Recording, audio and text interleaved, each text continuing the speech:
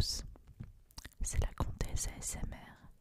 On se retrouve aujourd'hui pour un épisode de mon podcast Compte sur moi, disponible également sur Spotify, qui est une lecture chuchotée. On s'attaque aujourd'hui à la partie 2 de ma lecture chuchotée de La Mare au diable de George Sand. Germain, lui dit un jour son beau-père, il faut pourtant te décider à reprendre femme. Voilà bientôt 2 ans que tu es veuf de ma fille, et ton aîné a 7 ans. Tu approches de la trentaine, mon garçon, et tu sais que, passé cet âge-là, dans nos pays, un homme est réputé trop vieux pour entrer en ménage. Tu as 3 beaux enfants, et jusqu'ici, ils ne nous ont point embarrassés. Ma femme et ma bru les ont soignés de leur mieux, et les ont aimés comme elles le devaient. Voilà petit Pierre quasi élevé, il pique déjà les bœufs assez gentiment. Il est assez sage pour garder les bêtes au pré, et assez fort pour mener les chevaux à l'abreuvoir. Ce n'est donc pas celui-là qui nous gêne, mais les 2 autres. Que nous aimons pourtant, Dieu le sait, les pauvres innocents nous donnent cette année beaucoup de soucis. Ma bru est près d'accoucher, et elle en a encore un tout petit sur les bras. Quand celui que nous attendons sera venu, elle ne pourra plus s'occuper de ta petite Solange, et surtout de ton Sylvain, qui n'a pas 4 ans et qui ne se tient guère en repos, ni le jour, ni la nuit. C'est un sang vif comme toi, ça fera un bon ouvrier, mais ça fait un terrible enfant, et ma vieille ne court plus assez vite pour le rattraper quand il se sauve du côté de la fosse, ou quand il se jette sous les pieds des bêtes. Et puis, avec cet autre que ma bru va mettre au monde, son avant-dernier va retomber pendant 1 an au moins sur les bras de ma femme. Donc tes enfants nous inquiètent et nous surchargent. Nous n'aimons pas avoir des enfants mal soignés, et quand on pense aux accidents qui peuvent leur arriver, faute de surveillance, on n'a pas la tête en repos. Il te faut donc une autre femme, et à moi une autre bru. Songe-y, mon garçon. Je t'ai déjà averti plusieurs fois. Le temps se passe, les années ne t'attendront point. Tu dois à tes enfants et à nous autres, qui voulons que tout aille bien dans la maison, de te marier au plus tôt. Eh bien, mon père, répondit le gendre, si vous le voulez absolument, il faudra donc vous contenter. Mais je ne veux pas vous cacher que cela me fera beaucoup de peine, et que j'en ai guère plus d'envie que de me noyer. On sait qui on perd, et on ne sait pas qui l'on retrouve. J'avais une brave femme, une belle femme, douce, courageuse, bonne à ses pères et mères, bonne à son mari, bonne à ses enfants, bonne au travail, au champ comme à la maison, adroite à l'ouvrage, bonne à tout enfin. Et quand vous me l'avez donnée, quand je l'ai prise, nous n'avions pas mis dans nos conditions que je viendrais à l'oublier si j'avais le malheur de la perdre. Ce que tu dis là est d'un bon cœur, Germain, reprit le père Maurice. Je sais que tu as aimé ma fille, que tu l'as rendue heureuse, et que si tu avais pu contenter la mort en passant à sa place, Catherine serait en vie à l'heure qu'il est, et toi dans le cimetière. Elle méritait bien d'être aimée de toi à ce point-là, et si tu ne t'en consoles pas, nous ne nous en consolons pas non plus. Mais je ne te parle pas de l'oublier. Le bon Dieu a voulu qu'elle nous quittât, et nous ne passons pas un jour sans lui faire savoir par nos prières, nos pensées, nos paroles et nos actions, que nous respectons son souvenir et que nous sommes fâchés de son départ. Mais si elle pouvait te parler de l'autre monde et te donner à connaître sa volonté, elle te commanderait de chercher une mère pour ses petits orphelins. Il s'agit donc de rencontrer une femme qui soit digne de la remplacer. Ce ne sera pas bien aisé, mais ce n'est pas impossible. Et quand nous te l'aurons trouvée, tu l'aimeras comme tu aimais ma fille, parce que tu es un honnête homme et que tu lui sauras gré de nous rendre service et d'aimer tes enfants.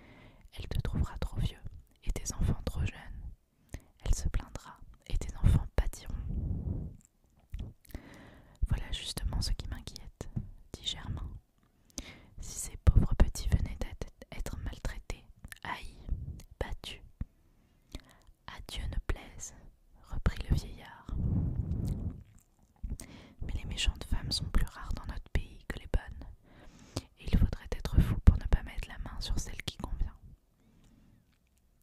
C'est vrai, mon père, il y a de bonnes filles dans notre village.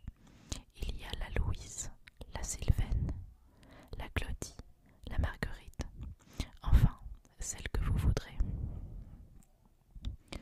Doucement, doucement, mon garçon.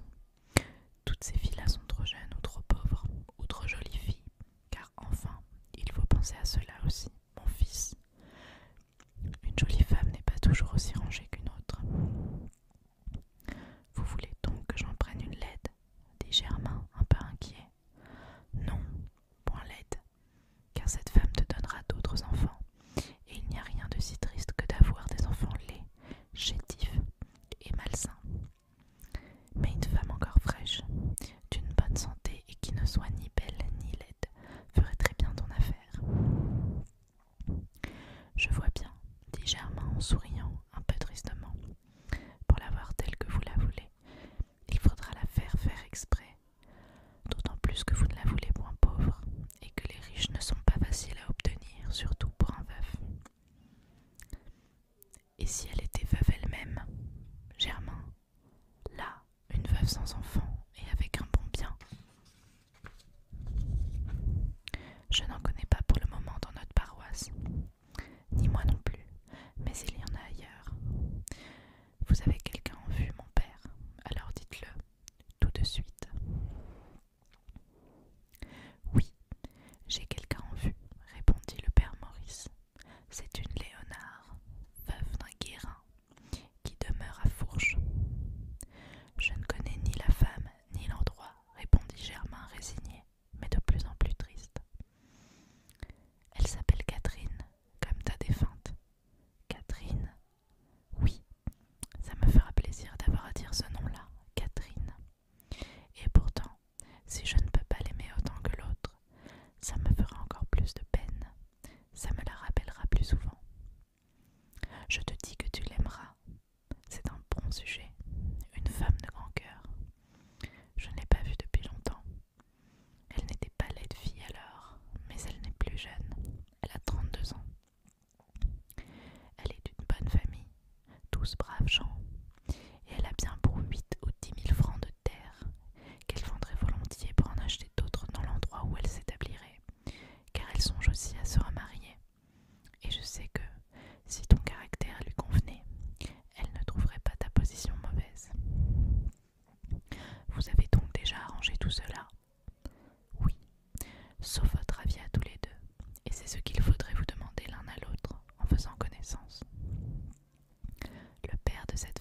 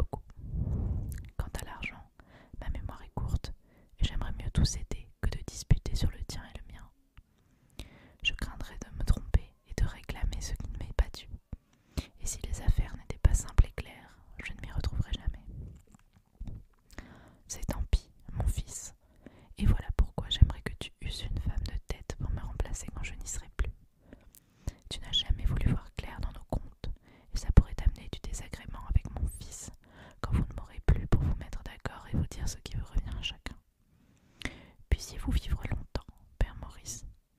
Mais ne vous inquiétez pas de ce qui sera après vous. Jamais je ne me disputerai avec votre fils. Je me fie à Jacques comme à vous-même. Et comme je n'ai pas de bien à moi, que tout ce qui peut me revenir provient de votre fille et appartient à nos enfants, je peux être tranquille, et vous aussi. Jacques ne voudrait pas dépouiller les enfants de sa sœur pour les siens, puisqu'il les aime quasi autant les uns que les autres. Tu as raison en cela, Germain. Jacques est un bon fils, un bon frère et un homme qui aime la vérité. Mais Jacques peut mourir avant toi, avant que vos enfants soient élevés, et il faut toujours songer, dans une famille, à ne pas laisser des mineurs sans un chef pour les bien conseiller et régler leurs différends. Autrement, les gens de loi s'en mêlent, les brouillent ensemble et leur font tout manger en procès. Ainsi donc, nous ne devons pas penser à mettre chez nous une personne de plus, soit homme, soit femme, sans nous dire qu'un jour cette personne-là aura peut-être à diriger la conduite et les affaires d'une trentaine d'enfants, petits-enfants, gendres et brus. On ne sait pas combien une famille peut s'accroître. Et quand la ruche est trop pleine, qu'il faut essaimer, chacun songe à emporter son miel. Quand je t'ai pris pour gendre, quoique ma fille fût riche et toi pauvre, je ne lui ai pas fait reproche de t'avoir choisi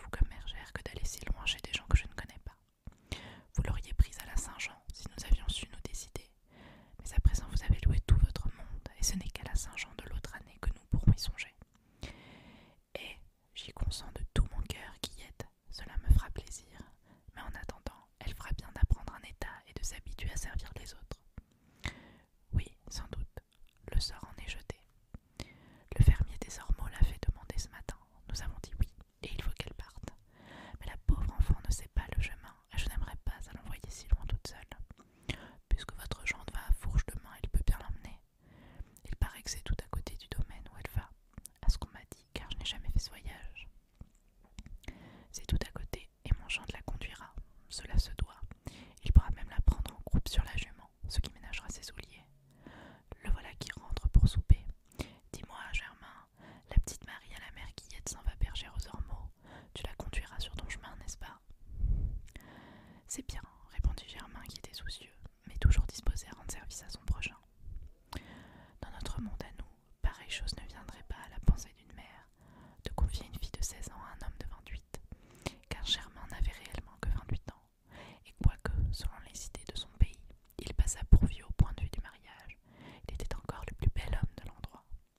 Le travail ne l'avait pas creusé et flétri comme la plupart des paysans qui ont 10 années de labourage sur la tête. Il était de force à labourer encore 10 ans sans paraître vieux, et il eût fallu que le préjugé de l'âge fût bien fort sur l'esprit d'une jeune fille pour l'empêcher de voir que Germain avait le teint frais, l'œil vif et bleu comme le ciel de mai, la bouche rose, des dents superbes